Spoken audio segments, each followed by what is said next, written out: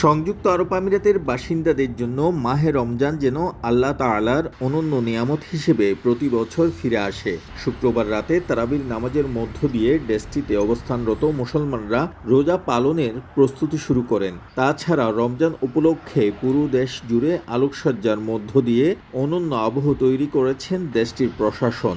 মসজিদ থেকে শুরু করে রাস্তা, দালান কোঠা সব জায়গায় আলোকসজ্জার মাধ্যমে আনা হয়েছে পবিত্র মাহে রমজানের ছাপ। এবছর চাঁদ দেখার জন্য সংযুক্ত আরব আমিরাত বিশেষ প্রযুক্তির সহায়তা নিয়েছে।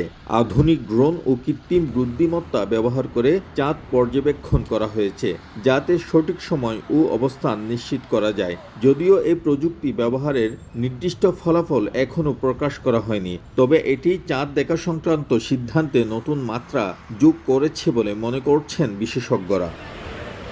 রমজান উপলক্ষে সংযুক্ত আরব আমিরাতের বাজার ও শপিং মলগুলোতে শুরু হয়েছে বিশেষ মূল্য ছাড়। নিত্য প্রয়োজনীয় পণ্যে 50 থেকে 75% পর্যন্ত ছাড় ঘোষণা করা হয়েছে, যাতে ক্রেতারা সহজে রমজানের কেনাকাটা করতে পারেন। প্রত্যেক দোকানে গেলে রমজান মাসে আমরা শুধু অফার দেখি, যে প্রতিটি যে কম্পিটিশন ব্যবসার মধ্যে এখানে তারা রমজান মাসে কখনো সেটা বাড়ায় না, সেটা আমরা কখনো এখানে দেখি না।